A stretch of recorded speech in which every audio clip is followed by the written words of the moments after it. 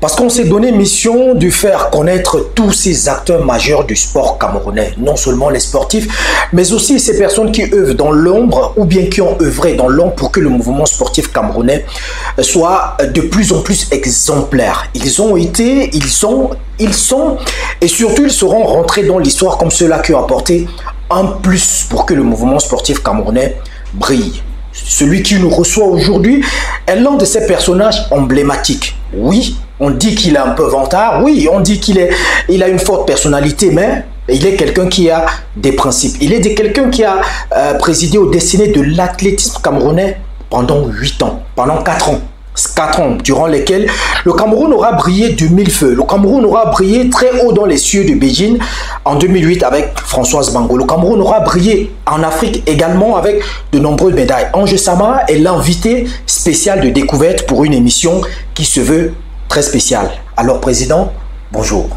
Bonjour Idrissa. Merci de nous recevoir ce jour pour un entretien qui va retracer votre parcours en tant qu'athlète, en tant que président de la fédération et bien sûr l'œil que vous avez aujourd'hui sur l'athlétisme camerounais. Donc c'est moi que je suis content de vous recevoir ici dans mes modestes locaux et que vous ayez fait le déplacement pour ça. Merci, je suis à votre disposition pour aucune question tabou.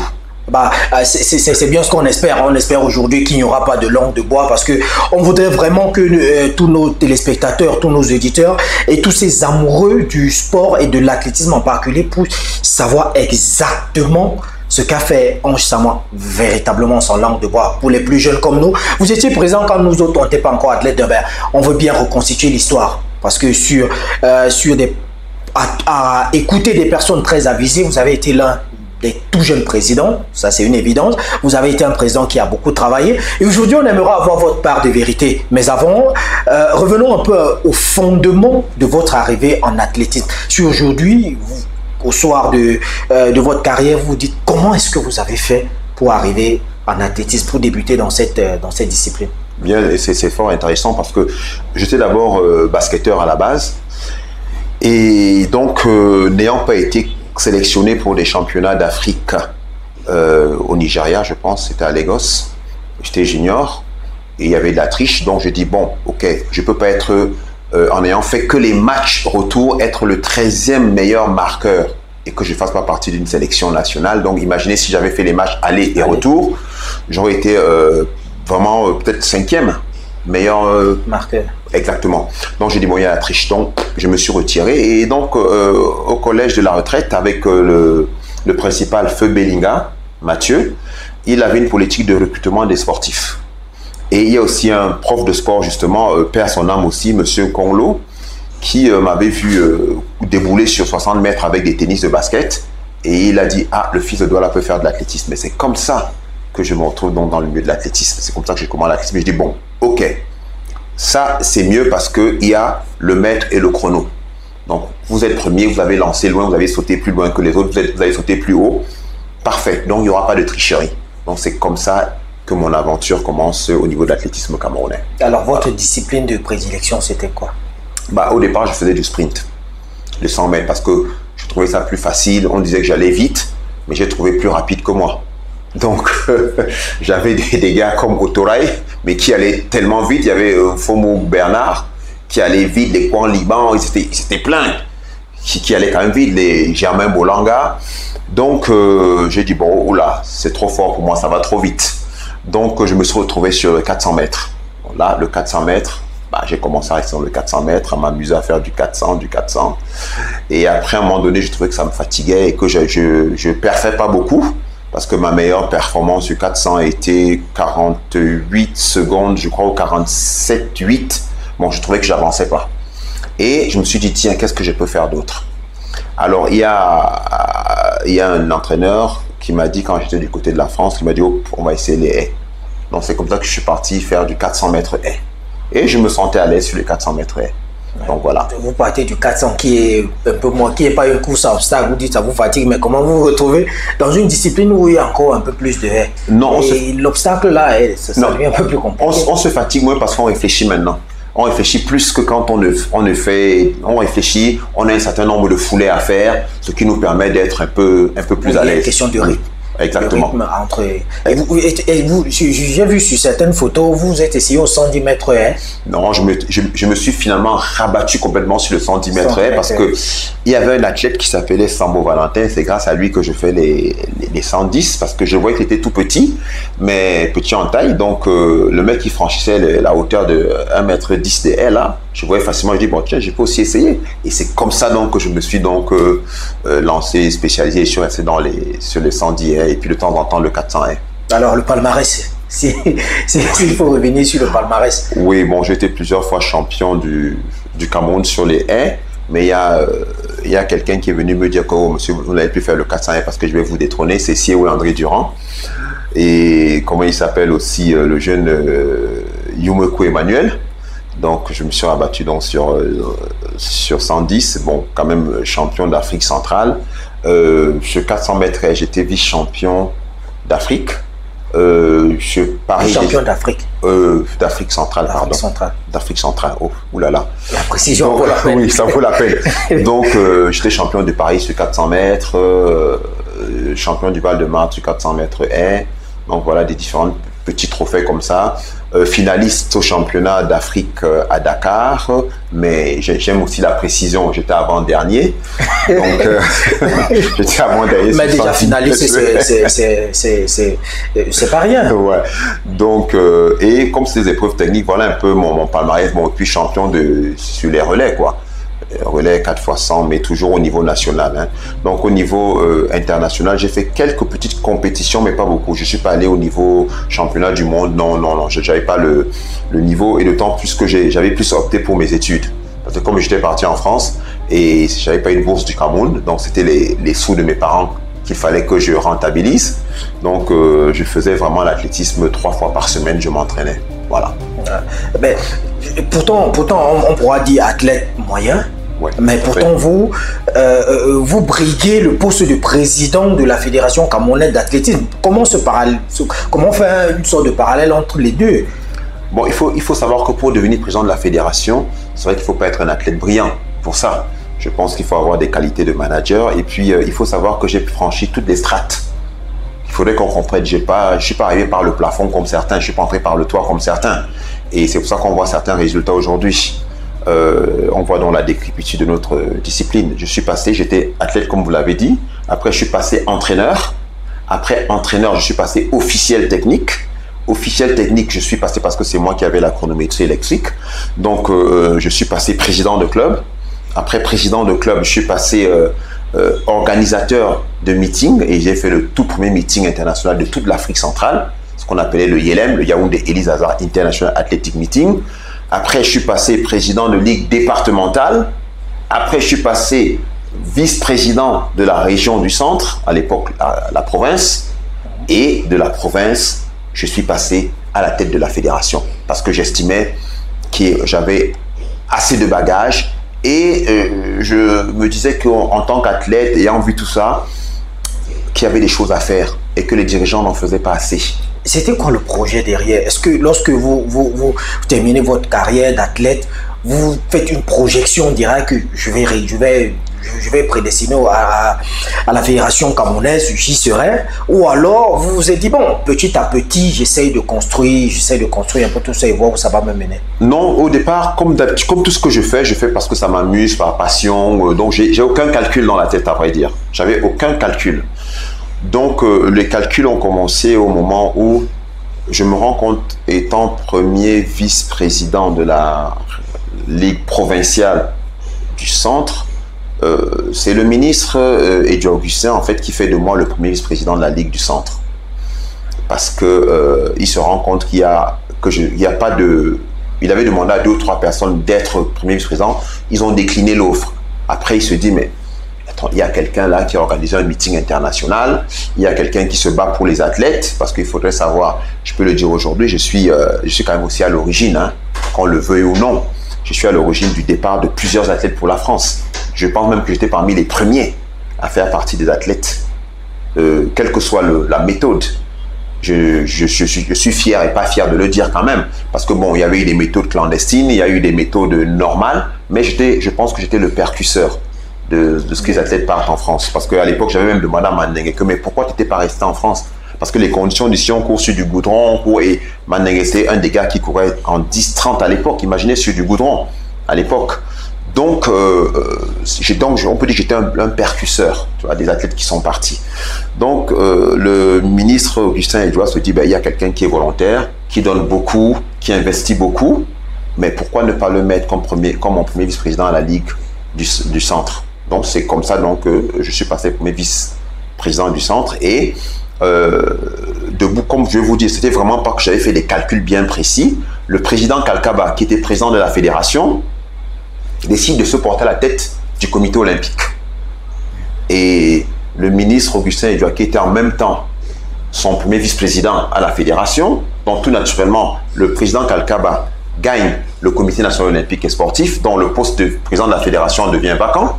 Le ministre Edouard devient, en sa qualité de premier vice-président, passe président de la fédération. Naturellement, il libère la présidence de la Ligue.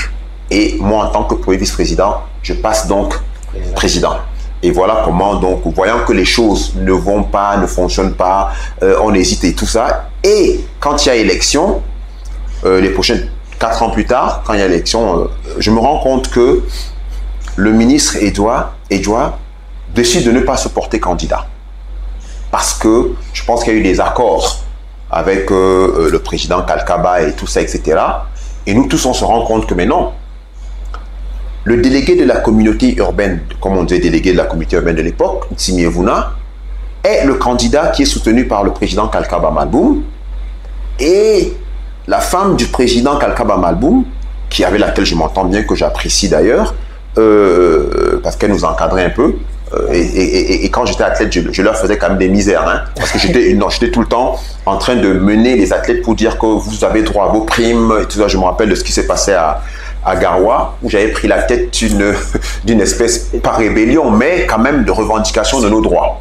Exactement. Et j'avais fermé le portail où se trouvait la trésorière, parce que c'était la femme du président Kalkaba qui était... Exactement. C'est une histoire qui a eu beaucoup de rebondissements. Et même, il se dit même que jusqu'à la fin, vous n'avez pas reçu ces primes-là. Non. Mais non, à l'époque, quand j'avais mené, j'étais athlète, je vivais en France, je revenais, le président Kalkaba m'a appelé, il m'a dit non, c'est pas comme ça. Quand vous voulez demander des choses, il faut demander calmement, on va trouver une solution. Et il a trouvé une solution, le président Kalkaba. Et c'est pour ça qu'il m'a toujours, je respecte ses consignes, que en fait, tout n'est pas par la violence et par la force. Il y a une façon de négocier tout ça là, et de revendiquer. Et donc, il nous a calmés. Et effectivement, on avait eu les primes pour cette époque-là. C'était à Garoua en 2000, je sais pas, dans les années 99, quelque chose comme ça, voilà. Donc, je me rends compte que le président qu'on avait calculé, c'était Tsimievuna, premier vice-président, Madame Kalkaba Malboum. Alors tout le monde a dit non, c'est pas la monarchie. Les gens ont commencé à dire que non, pourquoi ils écartent le ministre Edouard et tout ça là. Bon, il y a eu ce remous. Bon, ça fait 30 ans déjà, donc je peux en parler librement. Il y a prescription. Donc, les gens ont dit non, mais pourquoi le ministre Edouard ne veut pas. Le ministre Edouard, qui est quelqu'un de fair play, il se disait non, lui va être le premier vice-président. Donc, quand il faisait les réunions pour les élections chez le président Kalkaba, le ministre Edouard était là, mais dès qu'il partait, on faisait une autre réunion. Et c'est là qu'on s'est aperçu que Madame Kalkaba est la première vice-présidente. Et les gens ont dit non, on peut pas, c'est pas une monarchie. Le président Kalkaba est à tel niveau, sa femme ne peut pas venir encore ça. On a dit non. Donc, on a demandé au ministre Augustin Edouard, il dit non, ça va, ça se passe bien et tout ça là. Mais plus on allait, mais à la dernière nuit, j'ai posé ma candidature. J'ai dit non. Les gens ont dit, mais Ange, tu poses ta candidature. Donc, j'avais les athlètes, tout ce qui était derrière moi, parce que, étant athlète, puisque même quand j'étais président, je courais encore. Donc, on aimerait bien voir aujourd'hui un président avec qui on compétit. Oui, bon, mais je vais me faire charbonner aujourd'hui, sérieusement. Donc, mais je reviendrai, il n'y a pas de problème. J'essaie de me rentraîner un peu pour venir faire, mais je suis un peu dans les vétérans, mais pas trop. Donc, c'est donc comme ça que je décide de dire qu'effectivement, je pose ma candidature. Et évidemment, ça m'a créé ce que ça m'a causé. Mais C'est comme ça que je me retrouve à la tête de la fédération. J'aimerais qu'on s'y attarde un peu, parce que là, le processus de vote à la fédération, ce sont les délégués qui viennent des délégations départementales, des délégations régionales.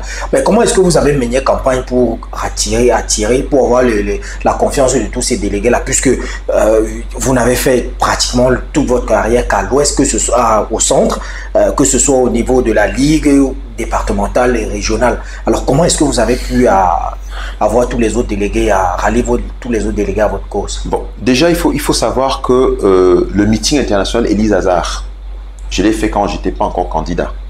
Donc, j'étais encore que départemental, etc. Donc, ça avait pris un an. Donc, ça fait donc que toutes les régions, puisque j'ai invité, mais vraiment de manière innocente. Donc, j'ai invité toutes les régions, les meilleurs, à venir compétir avec leurs entraîneurs. Donc, on avait le Gotha, parce qu'on avait le Gotha de la crème de l'athlétisme camerounais qui venait. Donc, les gens ont appris à me connaître. Donc, c'est à partir de là que j'ai commencé à faire mon petit chemin. Et il y a aussi que mes adversaires ont fait de la campagne pour moi. Bon, c'est vrai que j'ai sillonné le Cameroun. J'ai sillonné vraiment le Cameroun avec quelqu'un qu'on appelle, bon, je ne citerai pas son nom, mais il est toujours en vie parce qu'il veut toujours être discret. On a sillonné les régions, on est parti partout, sauf le nord et l'extrême nord. On s'est arrêté à la Damawa parce que bon, on partait avec la voiture. Donc j'avais vraiment fait tout le Cameroun.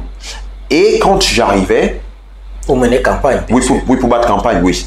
Donc quand j'arrivais, j'avais des nouvelles en disant que ah, vous êtes intéressant, ah, c'est bien. Parce que ceux qui sont arrivés ici ont dit, parce qu'ils ont fait ma publicité, ma campagne, ils ont dit que je suis très fort, que je suis bon, j'ai des très bons amis, mais je suis encore jeune. Donc en fait, la campagne de dénigrement est devenue plutôt une campagne de renforcement pour vous. Voilà, surtout qu'ils disaient que je travaille bien. Et il faut noter que il y avait un bon esprit de fair play, en fait. Quelles que soient les choses, vraiment, je remercie, c'est vrai, le président Kalkaba, le ministre Edjoa. C'était vraiment le fair play. Ils allaient dire que non, non, vous savez, il travaille bien, donnez-lui encore le temps d'arriver, mais vraiment, nous, on est là. Mais il est encore jeune. Oui, on va le préparer à venir. Les gens ont dit c'est ça. Donc quand j'arrivais, les gens étaient contents de me voir parce que donc j'ai changé. Ils disent que non, c'est bon, la campagne a déjà été faite. On voulait seulement que vous veniez nous voir. Et c'est comme ça qu'arrivé dans la salle, j'ai eu donc toute... Donc il n'y a pas eu de magouille, de passation de mallettes ou... Non. Et jusqu'à présent, et c'est même pour ça qu'aux dernières élections là, qui se passent là, je ne gagne pas. Parce que je ne mets pas l'argent devant. Je mets peut-être l'argent pour faire ma campagne, hein, mais pas pour... acheter les voix. Corrompre X ou Y. Oui, non. Parce que le principe, c'est quoi? Quand vous allez corrompre, vous allez donner l'argent pour des voix. Quand vous passez, votre idée, c'est d'abord de vous rembourser l'argent que vous avez emprunté à gauche et à droite. Bon, c'est pour ça que je n'entre pas dans ce principe. Et vous allez voir que toutes les campagnes que j'ai faites, j'avais des plaquettes qui avaient un autre sens. J'envoyais des personnes en mission, etc. Donc, non, il n'y avait pas de mallette. Et je vous dis, on a même repris les élections par une deuxième fois parce que les gens ont commencé, on a d'abord voulu tricher. Le camp adverse a voulu tricher, c'est-à-dire que le camp de Ntimiévouna a voulu tricher. Donc, on a dit non, on recommence. Donc, on a recommencé les élections. Et donc, à partir de ce moment-là, ça s'est passé. Et puis, j'ai gagné de 4 voix contre Ntimiévouna. Alors, quand vous arrivez à la tête de la présidence, l'euphorie de l'élection, l'euphorie de la campagne, il est passé. Maintenant, il faut travailler. Ouais. Quel est le projet que vous arrivez avec? Forcément, vous avez un projet en tête, forcément, vous avez des idées en tête. Et maintenant, il fallait les implémenter. Comment est-ce que vous faites pour implémenter tout ce que vous avez en tête lorsque vous arrivez à la tête de la fédération? Bon, déjà, déjà, il y a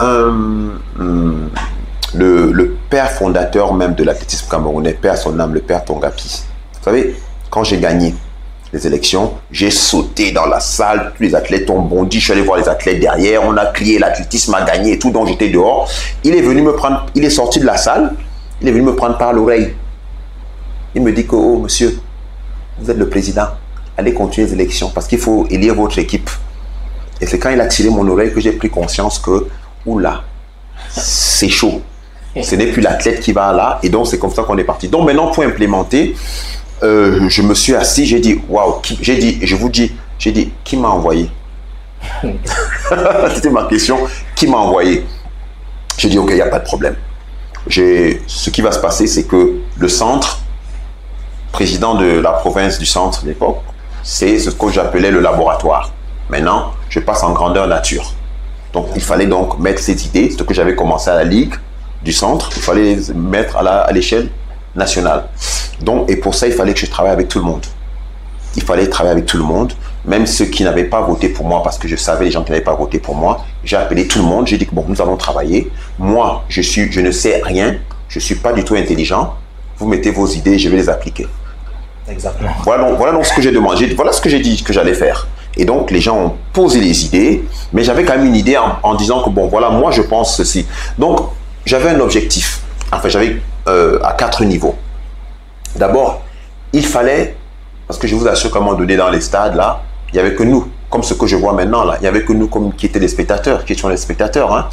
Donc, je dis... Ça n'a pas beaucoup changé. Hein. Ouais, voilà, c'est ça. Donc, je dis, alors, il faut d'abord que je redonne confiance aux acteurs, c'est-à-dire les athlètes.